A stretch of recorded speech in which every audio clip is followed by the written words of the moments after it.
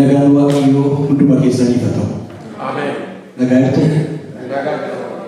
Waaqayyoon ni nagaan godhe bara baraan maqaan isaa eebbifamu. Ameen. Dhugaa dubbachuudhaaf guyyaadhaa already jalqabaa kaasanii fixanii mana jala karannee hin jennee yoo galle yoonuma gaa'ela yaada. Egaa mee olkaaniitu sagalee Waaqayyoo wajjin dubbifannee isa booda waan Waaqayyoo wajjin jedhu ilaalla Waaqayyoon isin kadhanna. Kutaan dubbisu macaafa Isaayyaas raajichaa boqonnaa 40 lakkoofsa 6 kaasee amma lakkoofsa 11 isa jirudha. Maqaa Waaqayyootiin nan dubbisa akkas jedhama. Sagaleen tokko labsi utuu jedhu nan dhaga'e, ani immoo kanarratti maal jedhee labsu jedhee nan jedhe. Inni immoo deebisee namni hundinuu akka margaatii miidhagummaan isaanii hundinuus akka daraaraa bakkee keessaatii. Yommuu Waaqayyo hafuura isaaniitti baafatu margichi coolligaa daraarichi sinarcaa dhuguma sabichi akka margaatii margichi coolligaa daraarichi sinarcaa dubbiin Waaqayyoo keenyaa garuu bara baraan dhaabatee hin hafa jedhee. Ameen. Yaa isa Xiyoonitti misiraachoo himtu tulluu dheeraatti ol bahii, yaa isa Yerusaalemitti misiraachoo himtu sagalee kee humnaan ol fuudhii hin sodaatinis mandaroota Yihuudaatiin ilaa Waaqayyo keessan jedhii. Kunoo Waaqayyo gooftaan humnaan hin dhufaa, irree isaatiinis immoo kunoo gatiin inni namaaf kennu harka isaa jira, miindaa isaas of duraa qaba. Inni akka tikseetti hoolota isaa hin tiksaa, ilmoolee harka isaatiin walitti sassaabaa, kaasutti isaan hin baataa, haadholii warra hoosisanis suuta jedhee hin oofaa. Ameen. Mee Waaqayyoon kadhanna. Waaqayyo akka nutti dubbatuuf, Waaqayyo sagalee isaa akka nuuf kennuuf. Haleluuyaa. Obboloota koo Waaqayyo nuuf dhufa. Waaqayyo nuuf dhufa. Waaqayyo isiniif hin dhufa. Waaqayyo waldaa keenyaaf hin dhufa. Waaqayyo saba keenyaaf hin dhufa. Meesutuma jedhaanii Waaqayyo siif dhufanaati walitti himaa. Waaqayyo siif dhufanaati Waaqayyo walitti himaa obboleessa keessatti. Yaa Waaqayyo Abbaa, ani siifan dhufaa jettee ganama kana fuula kee dura jirra. Si barbaadachaa jirra. Si barbaachuudhaaf mana kana keessatti walitti qabamne. Maaloo ati Waaqarraa nuuf kottu. Maaloo ati Waaqarraa nuuf kottu. Ani isiniifan dhufa jettee ati jettee sobdeen beektu yaa Waaqayyo. Ati dubbattee hafteen beektu. Ganama kana ani sin barbaada, sabni kun si barbaadu. Maqaa Yesuusiin kottuutii nu gidduutti argami. Kottuutii nu gidduutti argami. Saba obboleessaa laafetu jira yaa Waaqayyo. Saba naafuu qabutu jira, saba sodaa qabutu jira, saba waan adda addaatiin qabamee jirutu jira yaa Waaqayyo. Kanaaf si barbaanna. Maqaa Yesuus Kiristoosiin kottuutii nu gidduutti argami. Sagalee kee nutti dubban. Sagalee kee nutti dubban. Sagalee kee nutti dubban. Hin barannaa nu barsiisi. Si dhaggeeffanna qajeelfama si gaafachuu barbaadna bara keenyaaf jireenya keenyaaf yaa Waaqayyo. Guyyoota dhufaniif yaa Waaqayyo waan ati nutti nu barbaadu dhaga'uu barbaannee dhufneerra kottuutii nutti dubban. Ayyaanni kee nuuf baay'eetu. Hundi kee nu wajjiniin haa ta'u. Maqaa Yesuusiin ameen. Nooraan Waaqayyo sinaa eebbisu. Egaa kutaa kana macaafa Isaayyaas raajichaa boqonnaa 40 lakkoofsa 6 kaasee hamma lakkoofsa 11 isa jirutti dubbise. Garuu lakkoofsuma tokko kaasnee ilaalla. Kutaa kana walumatti qabnee mata duree godhee yoo akka ittiin ilaalluuf kanan barbaade labsii Waaqayyoodha. Ameen. Labsii eenyu? Labsii Waaqayyo. Ganama kana Waaqayyo jireenya keenya irratti labsii labsa. Waaqayyo ganama kana tokkoon keenyaaf labsii qaba. Boqonnaa 40 kana lakkoofsa tokko yoo dhannee ilaalle akkas jedheetu jalqaba. Waaqayyoon keessanidha. Haleluuyaa. Waaqayyoon keessan. Haleluuyaa. Waaqayyo nama adda biraatti. Waaqayyoon keessan jajjabeessaa saba koo jajjabeessaa jedhanii jalqaba. Haleluuyaa. waaqayyoon keessan jajjabeessaa saba koo jajjabeessaa warra mogoleen isaanii laafee jabeessaa qabaatii lafaa kaasaa sababa cubbuu keessaniitiif adaba dachaa lama harka waaqayyoo keessaa fudhattanii turtanii amma garuu yakki keessan isiniif dhiifameera. Haleluuyaa. Yakki keessan isiniif dhiifameera. Akka jajjabeessaa saba koo jajjabeessaa warra dadhaban qabaatii lafaa kaasaa sababa yakka isaaniitiif gatii cubbuu isaanii harka lama waaqayyoo harka fudhatan akkasumas immoo cubbuun isaanii akka isaaniif dhiifame isaanitti maayile jalqaba. Isa booda immoo sagalee lafa onaa keessaa eenyu tokko nan dhagee sagaleetti immoo akkas jedhee iyyeedha. Qajeelcha waaqayyoof karaa qajeelchaa. Inni gadi bu'ee ol kaafamu inni ol ka'ee jiru immoo gad habuufamu inni wal cacaalee jiru wal qixxeeffamudha. Haleluuyaa. Maaliif waaqayyootu dhufaadha obboloota. Ganama kana labsi tokko qaba innis waaqayyo tokkoon keenyaaf hin dhufa. Haala inni keessa jiru keessatti wanta nuti ulfaata kan keessatti wanta furmaata isaa qabnee asiif achi ilaalaa jiru keessatti waaqayyo ganama kana nuuf hin dhufa. Sagaleen kun kutaa kana keessatti waa'ee saba kanaa gaafa dudduubatti deemnee ilaallu warra cimaadhaaf hin dhufne warra mogollee qabaniif hin dhufne warra haalli rakkoo ta'aniif miti jajjabeessaa saba koo jajjabeessaa warra dadhaban immoo lafaa ol kaasaa dhaabaa warra dadhabaniif dhufe sagaleen kun warri dadhabdan jirtu warri haalli isin keessa jirtu isinitti cime jiru warri haala adda addaatiin jireenyi keessan gaaffii kan isinitti ta'ee jira waaqayyo jajjabeessaa. Har'a dubbiin dubbachuu barbaadu dubbii jajjabinaati. Dubbii waaqayyo biraa bee dubbii labsii haala adda addaatiin namoota qabamanii jiraatan yoo nama baay'een keenya dadhabbii keessa jiraachuu dandeenya sodaa keessa jiraachuu dandeenya abdiin keenya haala gaarii irra jiraachuu dhiisuu danda'a abdii kutannee jiraachuu dandeenya yoo kaan keenya dhukkuba keessa jiraachuu dandeenya kaan keenya namaan dhiibamuu dandeenya haalaan dhiibamuu dandeenya waaqayyo garuu jajjabeessaa saba koo jajjabeessaa. Kanaaf wanti isiniin jedhu waaqayyo ganama kana labsii fidee dhufe. Egaa lakkoofsa 6 kana irratti akkas jedhe ani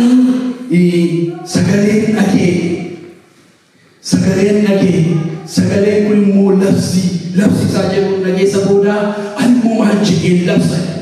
Haleluuyaa. Yeroo waaqayyo dubbii kana isaanitti argutti akkuma sila isiniin jedhe sabni Israa'elii dadhabbii guddaa keessa saba turedha. Garbummaan garmalee cimee ture. Saboota cubbuu isaaniitiif adabbii waaqayyo harkaa fudhatanii ba'aan cubbuu isaanii garmalee sabatti ulfaate ture. Garuu waaqayyo saba sanaaf dhiifamuu cubbuu labse. Waaqayyo saba sanaaf jajjabina labse. Kanaaf dhagaa waaqayyo jajjabeessaa jedhee kan inni jalqabe. Gaafa waaqayyo labsii baasu immoo obboloota wanti labsii waaqayyo irra dhaabbachuu danda'u tokko illee jiru. Wanta waaqayyo jedhe, wanta waaqayyo dubbate, wanta waaqayyo gadhiise tokko dura wanti isa karaa tabbisuu danda'u tokko illee jiru. Waaqayyo saba sanaaf labsii ergeetu dhaqii wantatti kana baay'ee waan irratti dubbachuu barbaadu garuu kutaa kana keessa waan dhufteef irratti dubbadhee darba. Waa'ee kutaa lakkoofsa 6 kana irratti maal jedha? Labsi sagalee jedhu tokko nan dhagee ani immoo maal jedhee labsu jedheen waaqayyoon gaafadhe. Waaqayyo dhaloota adda baafatu. By his nature, Eliyaas raajichi raajota gurguddaa keessaa tokko dhabni. Eliyaas raajiin kuni yoo matsaafa isaa dubbifattan yeroo baay'ee waan dhagee nama fuudhee haasa'u miti. Isaa deebi'ee waaqayyo irraa adda baafatu argina. Waaqayyo dhaloota adda baafate baafata. Labsi sagalee jedhu dhagee sagaleen tokko dhufee labsi gaafa inni naan jedhu maal jedhee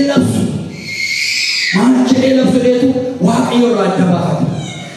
Dubbiin koo inni guddaan inni irratti dubbachuu barbaadu waa'ee waaqayyo labsi jedhee waaqayyo maal sabni sun maal akka dhaga'u barbaade saba sanatti maal labsuu barbaade waan saba sanatti guyyaa sana waaqayyo labse irraa immoo nu guyyaa har'aa maal barachuu dandeenya isa jedhu irratti dubbachuu barbaade. Garuu sana dura waa'ee Isaayaas raajicha kana akkasuma dudduubatti deebinee seenaa isaa keessa boqonnaa jaarratti deemnee gaafa laallu iddoo sana irratti wanta baay'ee nama dhibu tokkotu ta'ee ture. Innis maal ta'e mul'ata tokko arge. Innis kan inni arge bara Uziyaa mootichi du'etti Waaqayyo mana qulqullummaa iddoo aarsaa ulfina isaa guutuudhaan taa'ee arge. Erga Waaqayyoon argee booda ofiisaa arge. Gaafa inni Waaqayyoon argu Suraafeel qoochoo isaanii lamaan fuula isaanii irra kaa'atanii qoochoo isaanii lamaan balali'aa qoochoo isaanii lamaan immoo miilla isaanii haguuganii maal jedhe qulqulluu qulqulluu Waaqayyo gooftaan machaa qulqulluudha. Gaafa qulqullummaa Waaqayyo argu ofiisaa arge. Isa booda maal jedhe wayyoo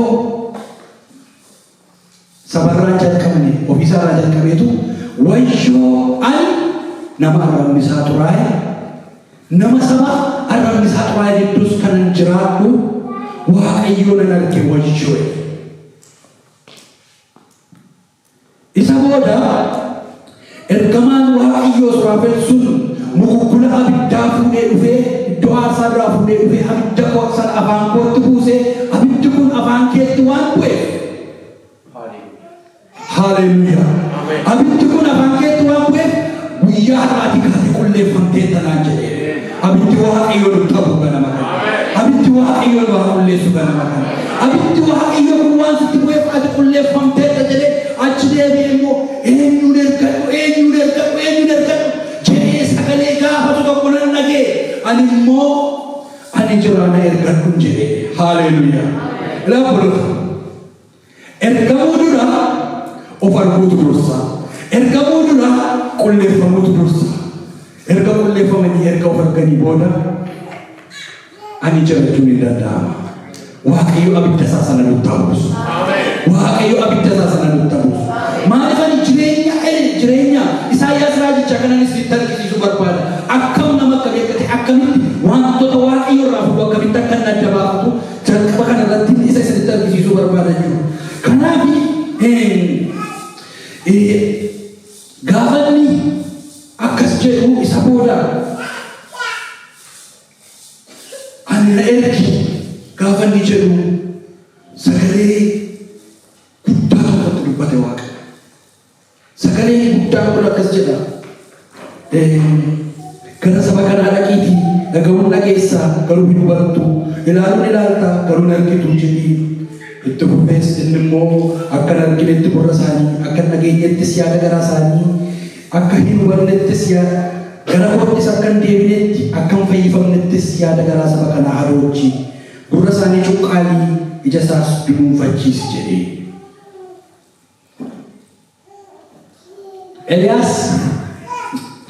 Isaayyaas akkuma isinitti hime gaafa Waaqayyo kanatti dubbatu Waaqayyoon argeera yakka isaa bareera qulleeffameera garuu Waaqayyotu kana natti hime jedhee achumaan fudhatee fi boloota. Kutaa kana keessattis jajjabbii kanaaf jedhee hamma kana deebi'ee dhufe. Gaafa Waaqayyo arguun argitu garuu hin hubattanii akka hin dhageessu garuu isiniif hin galu akka isaanii hubannetti yaada isaanii adoolchi jedhee gaafa inni kanatti dubbatu gaaffii ammas deebi'ee Waaqayyoon gaafate. Yommus ani gooftaa koo kun hamma yoomiitti jedhee nan gaafadhe. Maaliif ani kana hundumaa dubbachuu barbaade? Isaayyaas Waaqayyo irraa adda baafata. Ergaa fudhachuun gaariidha. Waan Waaqayyo namatti kenne dubbachuun gaariidha. Garuu wanta Waaqayyo barbaade sirriitti galmaan ga'uudhaaf wanta Waaqayyo saba isaatti kennuu barbaade ergaan saba isaatti barbaade tokko galmaan ga'uudhaaf wanta sababa Waaqayyo sana dubbate maaliif akka inni dubbate adda baafachuudhaaf Waaqayyotti deebi'anii isuma namatti dubbate sanarraa adda baafachuun gaariidha. Yeroo tokko waldaan kiristaanaa rakkoo adda addaa keessa kan isheen galtu sabni kan inni bocamuuf ergaan baay'een isaa Waaqayyo irraa dhufu dhiisee kun taane Waaqayyo maaliif akka dubbate warri Waaqayyo irraa fuudhan seeraan adda baafachuu dadhabuu isaanii. Yookiinis immoo namoonni tokko ergamima waan dhaga'aniif ergaa Waaqayyootu ta'e ergaa mataa isaanii fuudhanii koo namoonni baay'een jireenya mataa isaanii lallabu fakkeenyummaa mataa isaanii lallabu yookiin immoo waan biyya lafaa kana arabsu warra kaan immoo bakka waanuma itti tole waanuma addabraa waanuma akka fedha isaanii ta'e labsu. Namni Waaqayyo irraa adda baafate garuu yaada Waaqayyoo labsa. Labsi sagalee jedhuudhaan dhagee sagalechaadhaan immoo deebisee maal labsu jedhe Waaqayyo warra namoota Waaqayyo irraa dhaga'anii Waaqayyo irraa adda baafatanii nutti labsan waldaa kanaaf nuuf kaasu. Isin keessaa Waaqayyo nama haa kaafatu. Dhaloota adda baafachuu danda'u. Maal jedha Waaqayyo, maal barbaada Waaqayyo, maal dubbachuu barbaada, fedhi Waaqayyo maal, guyyaa har'a mana kana keessatti saba kanaaf Waaqayyo maal barbaada jedhanii warra adda baafatanii Waaqayyo irraa waan fudhatan sana nuuf labsuu danda'an Waaqayyo nuuf kaasu. Akka ittiin warra faarfachuu danda'an Waaqayyo nuuf kaasu. Akka ittiin warra kadhachuu danda'an Waaqayyo nuuf kaasu. Achi asin deebi'a gara dubbii kooti. Sagaleen tokko labsi maal naan jedha. Ani immoo maal jedhee labsu jedhee nan gaafadhe. Isa booda akkas jedhiiti labsi naan jedhe. Namni hundinuu akka margaati. Namni maaloodha? Akka margaati.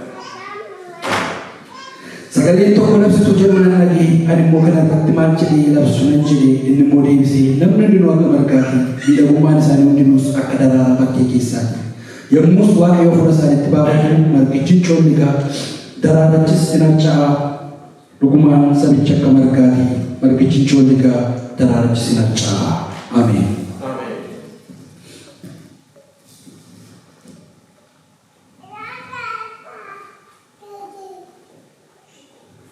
Obboloota koo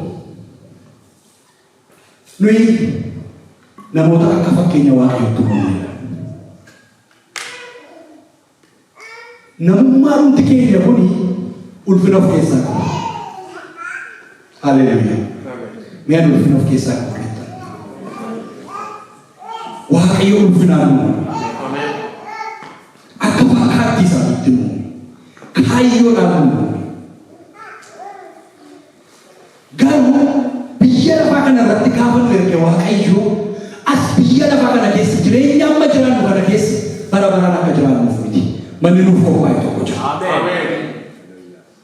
Manni nuuf qophaa'e tokko, jireenyi nuuf qophaa'e tokko jira. Namatu maal ta'ee wanti biyya lafaa kun waanuma bara baraatti fakkaata. Wanta har'a waamameef wanta har'a keessatti argame kana ulfinni waan isin jedhe ulfina qabna. Nu ulfina namoota ulfina hin qabne miti. Ulfina Waaqayyootu nurra jira. Garuu ulfinni Waaqayyoo nurra kaa'e kun expire mataa isaatii qaba. Guyyaa itti darbu qaba.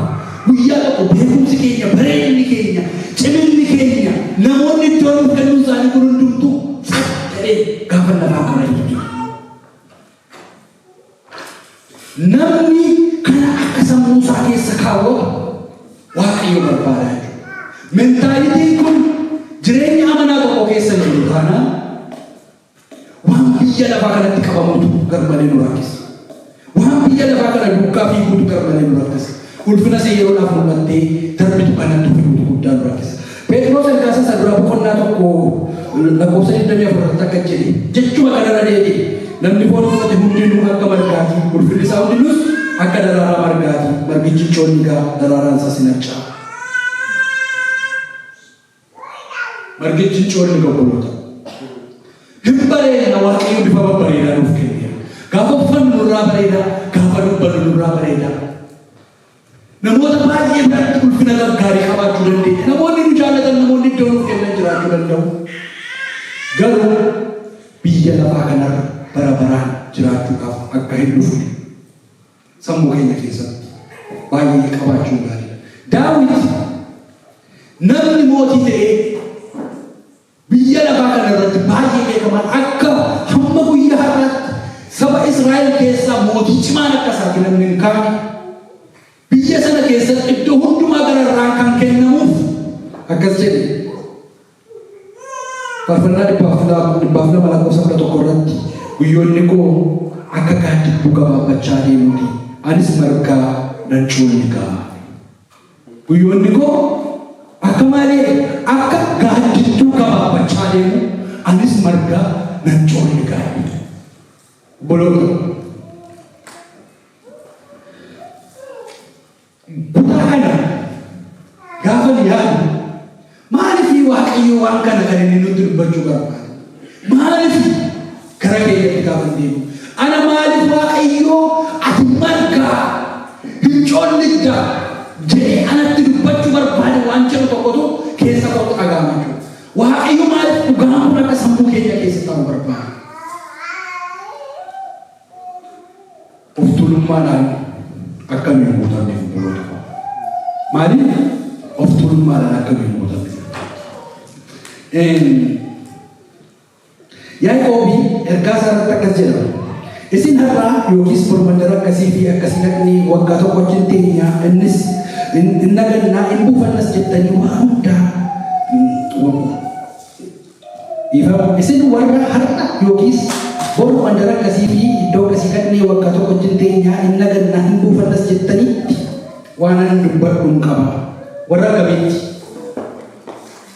har'a yookiin bor iddoo kana nannaa mandara sana sinannaa hin buufanna hin naganna warra jettan warra akkasitti waan ani dubbadhu tokko hin qaba. Isin waan bor ta'uuf jiru jireenyi keessanis akkam akka ta'u hin beektan. Isin akka hurrii yeroo muraasaaf argamee deebii dhabamuuti. Isin akka hurrii yeroo muraasaaf argamee deebii dhabamuuti. Kanaamannaa mee kanaamannaa kanaamannaa akkas jedhaa kanaamannaa gooftaan yoo jedhee hin jiraanna kana yookiin sanas hin goone jechuun isiniif hin ta'a ture. Yoo gooftaan jedhee jiraanna hamma gooftaan jedhee jiraanna hamma ulfina nuuf kennetti kabajamnee jiraanna biyya kanarraa gaafa darbu immoo abbaa keenya bira deema. Biyya lafaa kanarra jireenya bara baraatiif hin dhufne yeroon keenya gabaabaadha. Waaqayyo maaliif egaa kana nutti dubbata? Maaliif egaa kana nutti hima yoo jenne akka nu of tuulummaadhaaf hin guutamneef. Akka jireenyi keenya labsi jedhee ani immoo maal labsanna dhalli namaa akka margaati jireenyi isaa akka gaaddidduu gabaabachaa deemuuti akka hurrii akkuma argamee booda dhabamuuti. Margichatti gaafa waaqayyo fuula baafatu margichi hin coolligaa jedhiitii labsi buloota akka jireenyi keenya of tuulummaadhaan hin guutamneef waaqayyo guyyaa har'aa waa tokko nu yaadachiisuu barbaada. Nuyi mara obboloota garuu ulfinni keenya bara baraa Yesuus bira nuuf jira. Jireenyi keenya bara baraa gubbaa sana nuuf jira. Maaliif jedhee gaafa yaadu akkasuma akkamiin of tuulummaadhaan hin guutamneef waan biyya lafaa kana jaallannee walii keenyaaf yaaduu akka nu hin dadhabneef iddoo walii kennuu akka nu hin dadhabneef kunis na nafin sunis na nafin warra jedhanii waan hundumaa walitti sassaabatan akka nu hin taaneef biyya lafaa kanarra yeroo jiraannutti jaalalaan akka nu walii wajjin jiraannu waliif yaadan akka nu walii wajjin jiraannu waliif danda'uudhaan akka nu wajjin jiraannu waaqayyo dubbii kana guyyaa har'a nutti dubbachuu barbaada. Biyya lafaa kanarra bara baraan hin jiraannu buloota yoo sooromnes yoo hiyyoomnes hin darbina biyya kanarra waaqayyo garuu bara baraan jiraata. Waaqayyo garuu jireenya bara baraa isa dhumneef nu qopheessaa jira. Bira biyya lafaa kana keessa jiraannutti warra nu biraa rakkoo keessa jiraatan warra nu biraa dhukkubsatan warra nu biraa guyyaan itti dukkanaa'e warra nu biraa rakkoo ekonomii adda addaa keessa jiran warra sanaaf akka yaadnuuf waaqayyo guyyaa kana sagalee kana nu yaadachiisuu barbaada. Dhalli namaa akka margaati ulfinni isaas kan yeroo muraasaati. Waaqayyo akkamiin wal jaallanuuf obboloota akkamiin wal jaallanuuf hin ta'u yoo ta'e namni baay'ee sigirgir ምንድን ነው sigirgir afaan oromootiin maal jedhamu sassara deessee akkasiitu keessa jira bakka nu jaallalleen foon kana waan hundumtu anaaf ulfinni anaaf birriin anaaf bareedinni anaaf sunis kunis nan dabbi jenna kun neecharii keenya ofittummaa waaqayyo ofittuu akka nu hin taaneef buloota warra kaaniif obboleessi koo obboleettiin koo akka nu jennuuf obboloota waaqayyo qalbii kanatti nu adeemsisu. Anaan waaqayyo qalbii kanatti nu adeemsisu. Ittiin isa kanatti labsi jireenyi isaa akka margaatti ulfinni isaa akka margaatti kan yeroo muraasaati. Akka gaaddidduu gabaabbachaa deema akka hurrii argamee dhabamuuti. jedhiiti itti beeka. Haleluuyaa. Lammaffaa waaqayyo maal nutti labsu barbaada gara barbaadu akkas jedhee itti labsiti dubbiin koo garuu kan bara baraati. Haleluuyaa. Dubbiin koo garuu kan maaliiti? Kan bara baraati. Lakkoofsuma 8 irraa akkas jedha margichi coolligaa daraachi sirachaa dubbiin waaqayyo garuu bara baraan dhaabatee hinaafame. Ameen. Dubbiin waaqayyo kun obboloota ko isuma waaqayyo jalqaba ittiin waaqaaf lafa uumedha. Sencherii kana keessa wanti baay'een jijjiirameera, wanti baay'een badeera. Dubbiin waaqayyo garuu bara hamma bara baraatti jabaatee dhaabata. Dubbiin waaqayyo dorgomaa qabu. Dubbiin waaqayyo aangoo qabeessa jiraataa. Dubbiin waaqayyo mataa isaati. Eenyudha jedhee waaqayyo mataa isaati. Afaan Ingiliffaatiin termii akkas jedhu tokkotu jira. The word of God is both Jesus Christ in flesh and Scripture in text. Gosa lama qabaachuudha. Dubbiin waaqayyo kuni gaafa foon uffatee dhufe eenyuun ta'e? Yesuus Kiristoos hin ta'e. Kutaan dubbifanne gara keessatti maal jedha? Yesuus Kiristoos dubbiin waaqayyo garuu kan bara baraati. Iddoo biraatti immoo sagaleen waaqayyo maal jedha? Yesuus Kiristoos kaleessas har'as boris bara baraan sanuma. Ulfinni namaa qabu obboloota ko. Bareedinni namaa yeroo gara sagaleen waaqayyo garuu bara baraan jabaatee dhaabbata. Yesuusiin kana diriirillee Yohaannis wangeela Yohaannis boqonnaa tokko keessatti gaafa jalqabu maal jedha? Jalqaba maaltu ture? Sagaleetu ture.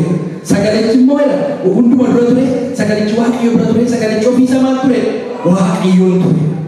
Even afaan Ingiliffaatti woordiin isaanii sasseemi amma keenya xiqqoo ishee dubbii jechattuu fi sagalee jechattu garagara biyya afaan Oromoo keessatti hiika xiqqoo ishee gaafa dubbii jennu waan dubbatame dubbii waaqayyo isa barreeffame sagalee waaqayyoo jedhama inni Yohaannis irratti barreeffame inni kutaa kana keessatti barreeffame dubbii waaqayyo afaan Ingiliffaatiin garuu iddoo sana lamanitti iyyuu word of God sagaleen waaqayyoo bara baraan jiraata. Yesuus Kiristoos kun bara baraan jiraata.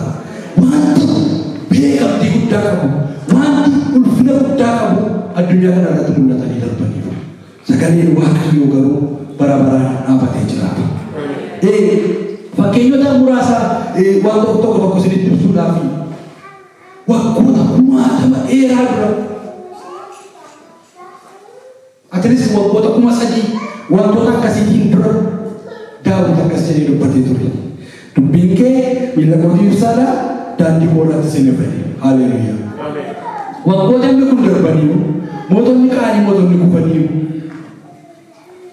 Wanta addunyaa kanarraa jijjiiramu waan baay'eetu jira. Dubbiin waaqayyoo guyyaa irraa miila keenyaaf ibsaadha. Maaloo isa kanarratti ameen jedha. Dubbiin waaqayyoo waggoota hamma kana booda miila keenyaaf ibsaadha. Jireenya keenyaaf qajeelchaadha. Isatu karaatti nu deebisa. Isatu nu dhaaba. Isatu nu gorsa obboloota. Akkasumas illee waggoota 2,000 dura Phaawulos akkas jedhee ture. Gaafa Timootewositti barreessu akkas jedhe. Caaffanni qulqullaan hundinuu gaggeessaa hafuura waaqayyootiin caafame barsiisuudhaaf, balleessaa hubachiisuudhaaf, qajeelchuudhaaf, qajeelummaatti leenjisuudhaafis dhimma hin baasa. Yeroo baay'ee darbeera. Hojii dubbii waaqayyoo kanatti garuu guyyaa hin darbine. Guyyaa har'aa sagaleen waaqayyoo nu barsiisa. Ameen. Maaliin jedhee guyyaa har'aa sagaleen waaqayyoo nu barsiisa, nu hubachiisa, nu leenjisa, qajeelummaatti nu guddisa. Sagaleen waaqayyoo kun expire date qaba. Sila maaliin isin jedhe namni expire date qaba. Bareedina namaatti guyyaan hin darbu. Hojii namaatti guyyaan hin darbu. Wanta namni hojjetu akkaataa namni itti baay'ee isaarratti guyyaatu darba. Garuu sagaleen waaqayyoo kaleessas hin gorsa, har'as hin gorsa. Ameen naadha. Kaleessas hin hubachiisa, har'as hin hubachiisa. Ameen. Kaleessaan qajeelcha, har'aan qajeelcha. Hin ifataa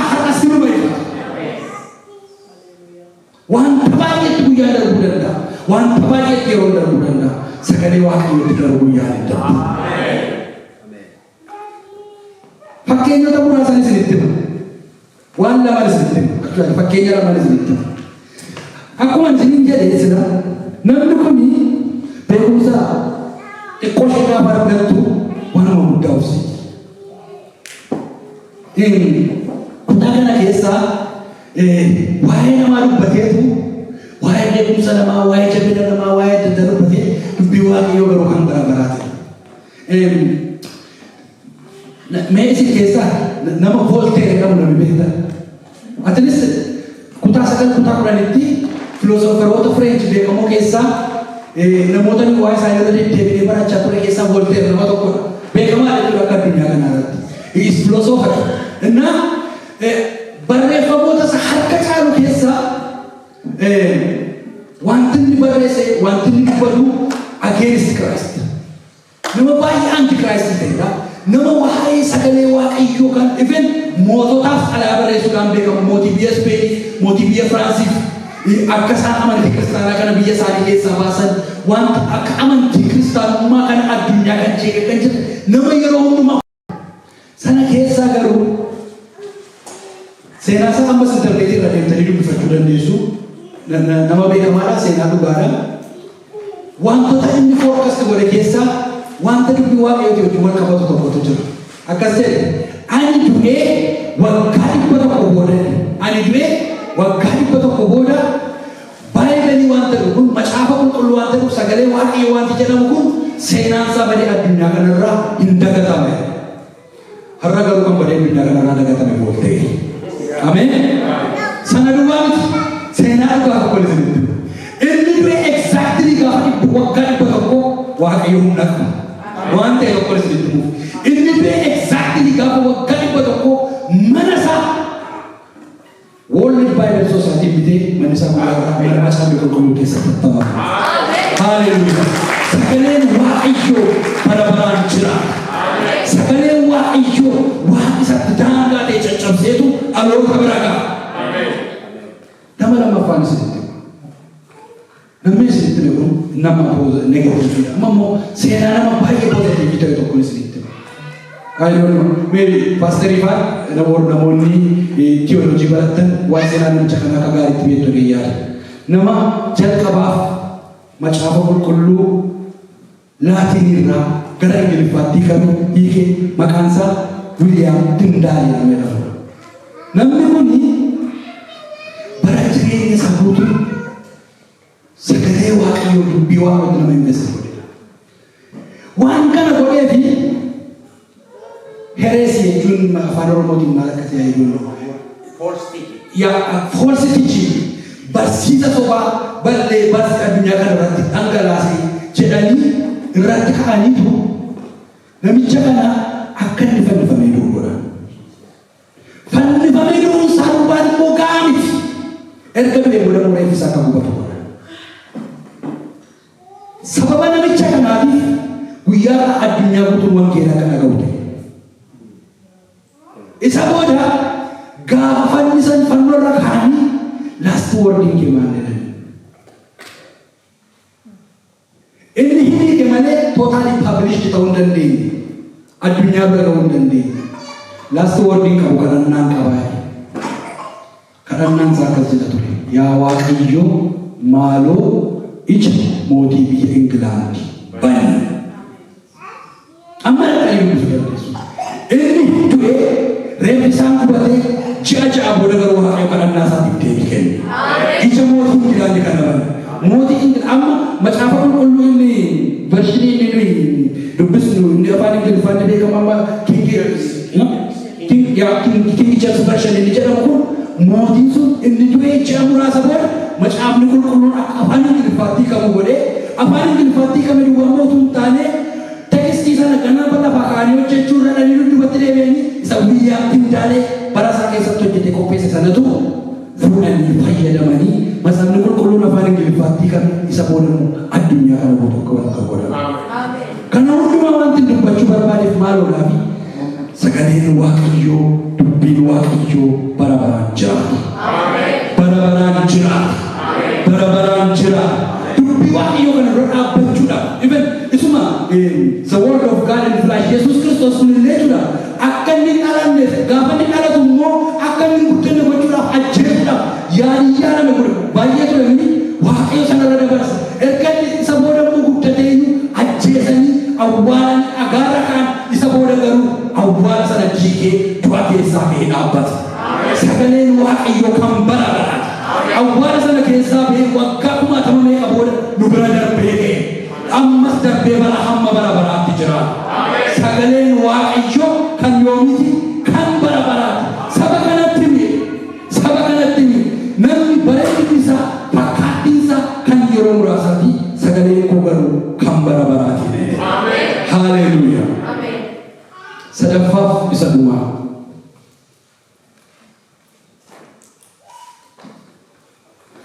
Saba kanaani akkas jedhee ani siifan dhufa jedhee. Haleluuyaa. Mee waaqayyo siif dhufa waliin jedha. Haleluuyaa. Akkuma sila sinitti mee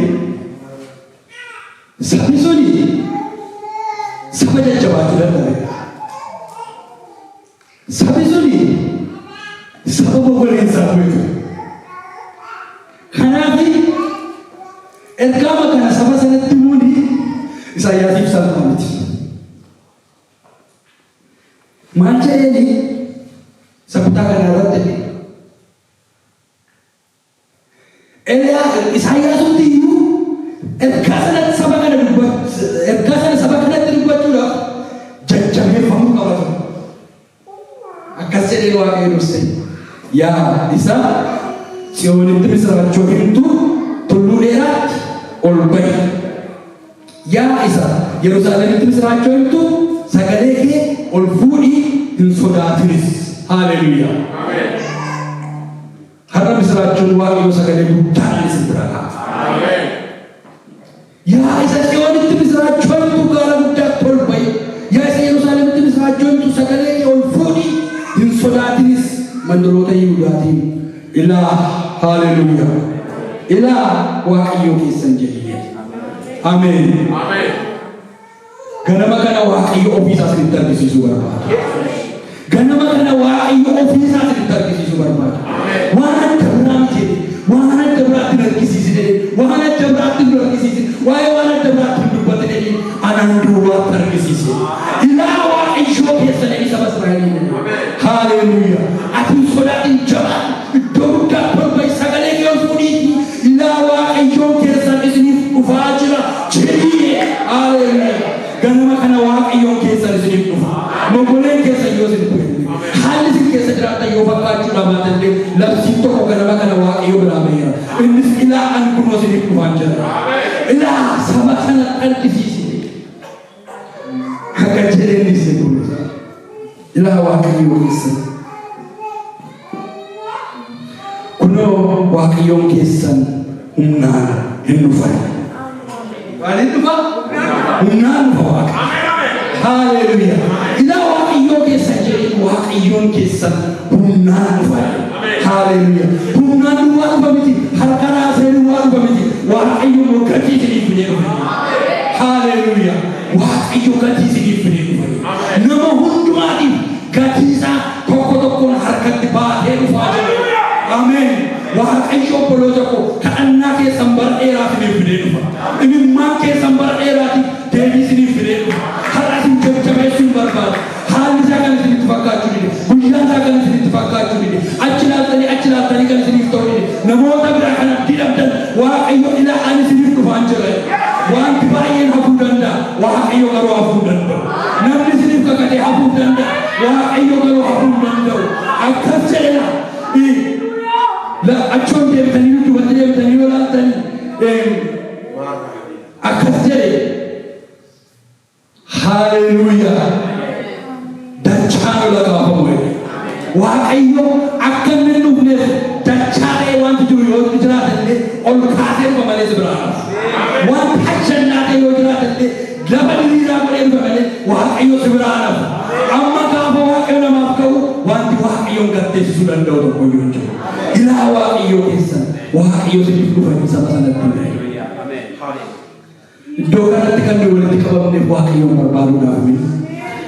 Sagalee Waaqayyoo keessa achi iddoo isin lama yookiin sadii taatanii walitti qabamtanii ani achi isin gidduutti hin argame. Waaqayyo gaafa nuuf dhufuudhaaf waaqarraa obboloota cubbuun keenya Waaqayyo hambisuu hin danda'u. Ittiin saba kanatti sababa cubbuu isaatiitiif baay'ee waan adabameef harka lama waan fudhateef mogoleen isaa bu'eera. Adaba waan fudhateef mogoleen isaa bu'eera. Jireenyi isaa baay'ee nyaatameera. Dadhabbii keessa jira. Harki warra ormaa garmaleetti ulfaateera. Ciqileetti ulfaateera. Garuu saba kanatti cubbuun isaanii dhiifameera. Anatu isaanii dhufate. Nama adda biraanti anatu isaanii dhufate. Raajii ergaaf hin jedhu waaqarraan baawaa saba kanaatiif. Gatii isaaniif ta'u immoo harka koo keessatti hin baatadhee dhufe. Barri Waaqayyootti eegamsaan bu'ee tureera. Barri Waaqayyootti saba sana xaara bu'ee tureera. Waaqayyo garuu araaraan bu'e. Mana keessatti Waaqayyo araaraan bu'e. Jireenya keessan irratti Waaqayyo araaraan bu'e. Gaa'ela keessan irratti Waaqayyo araaraan bu'e. Ilaa sabana ani nan dhufa. Gaafa dhufu immoo humnaan dhufa. Harka koo waan dhufu isaaniif immoo gatiin harkatti fidee dhufe. Waaqayyo gatii isiniif fidee dhufe. Jireenya keessaniif gatii fidee dhufe. Deebii kadhannaa keessaniif ta'ee dhufe. Barreetti Waaqayyo gara laafummaadhaan dhufu ga'eera obboloota. Barreetti Waaqayyo araaraan dhufu ga'eera. Ani eegalte dhufee yoo laatanitti ta'e. Ani akka tiksee hoolotaatti isaan nan tiksadha. Haaleluyyaa. Akka maalitti ani isaaniif nan dhufa jedhu obboloota ani isaaniif nan dhufa. Gaafa dhufu immoo humnaa nan dhufa. Gatii nama tokkoof ta'uu fidee dhufa jedhu ani saba sana saba moggoleensaa bu'e saba guyyaan itti dukkanaa'e ani akka tiksee hoolotaatti isaan tiksee. Haaleluyyaa. Warri humna hin qabne jirtu. Warri ilaaltanii furmaata dhabdan jirtu. Waa'ee fayyaa keessaniitiif, waa'ee gaa'ela keessaniitiif, waa'ee ijoollee keessaniitiif, warri yeroo hundumaa imimmaan dhangalaastan jirtu Waaqayyo tiksee gaariidha. Ani akka tiksee hoolotaatti dhufe. Warri dadhaban immoo ilmoolee immoo ol fuudhee kaasuu kootti baate. Haaleluyyaa. Waaqayyo fuudhee kaasuutti nu baatu. Ani nan dhufa saba sanaaf. Ani nan dhufa saba kanaaf. Ilmoolee isaanii warra faffaca'an immoo walittan qabeera. Iddoo biraadhaaf illee dubbachaa jiru. Ittuma fufaatiin dubbifadhaa. Kutaa masala keessatti barreeffameera. Waaqayyo ganama kana waan nu jalaa bittinnaa'e walitti nuuf qaba. Bara dheeraadhaaf itti dhabamnee walitti qabuu yaadne waan walitti qabamuu dide Waaqayyo waan nuuf dhufu ganama kana walitti nuuf qabamuu jalqaba. Ani warra bittinnaa akka ilmoolee hoola warra bittinnaa walittan qabeera. Haadholii hoolotaa warra hoosisanis suuta jedhee nan oofaya. Barreetti Waaqayyo garaa nuuf laafu ga'eera. Barreetti Waaqayyo waaqarraa nuuf ka'u ga'eera. Barreetti Waaqayyo kadhannaa keenya nuuf deebisu ga'eera. Obboloota ko Waaqayyo nuuf dhufa. Gara xumuraatti egaa ani sagalee tokko dhagee sagalichi immoo labsi jedha. Maal jedhee labsu jedhee gaafa isa gaafa akkas jedhiiti labsinaan jedhee Isaayyaas. Dhalli namaa akka margaati. Ani immoo dubbiin koo garuu kan bara baraati. Isa akka margaa ta'e kanaaf isa abdii hin qabne kanaaf immoo annan dhufa jedhiiti saba sanatti hime. Haaleluyyaa. Gaafa dhufu immoo akka margaasa ta'e kana fuudhee jireenya bara baraa kennaaf. Haaleluyyaa. Waaqayyo nuuf dhufa obboloota. Olqaa Waaqayyo kana.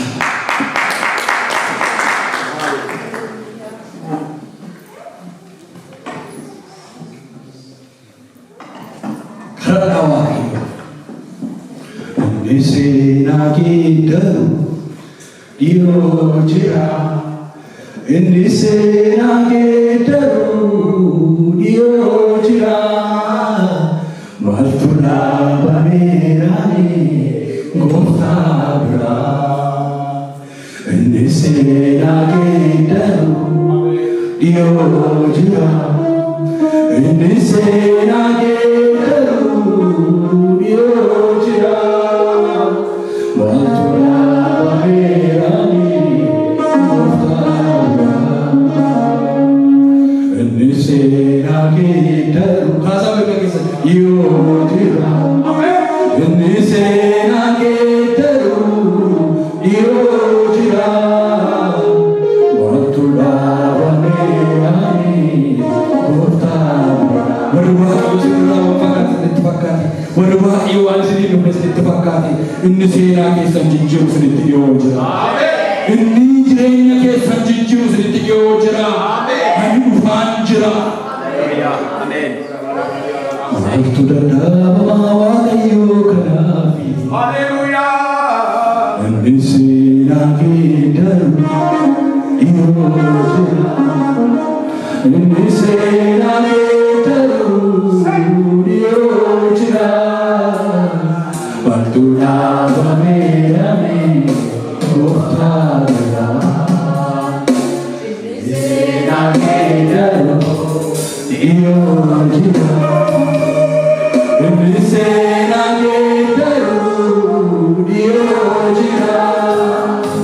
Maaltu dhaabameerani gooftaa bira.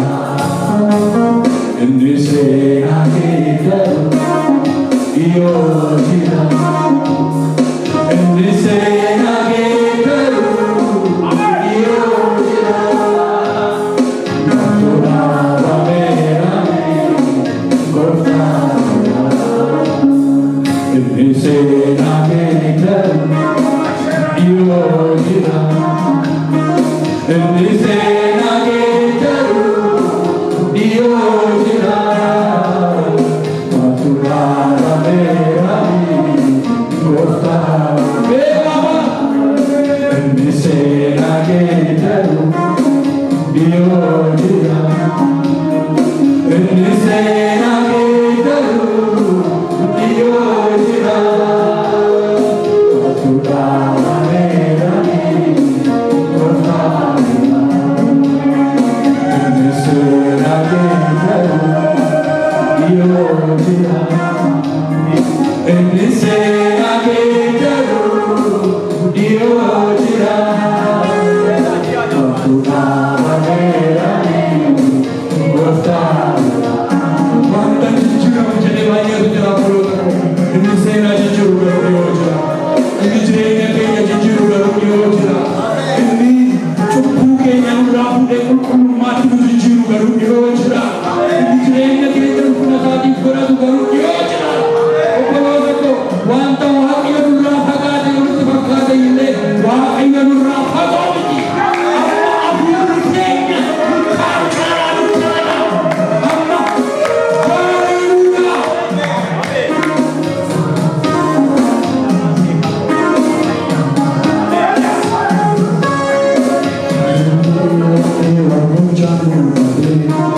Gooftaa koo hiikatee si harka koo qabee siif galatamee waan kennu dhabee. Hiikatee waan gochaa nuu dhabee. Gooftaa koo hiikatee si harka koo qabee siif galatamee waan kennu dhabee. Hiikatee waan gochaa nuu dhabee. Gooftaa koo hiikatee si harka koo qabee siif galatamee. Inni seenaa geeddaru dhiyoo jira. Inni seenaa geeddaru dhiyoo jira. Maaltu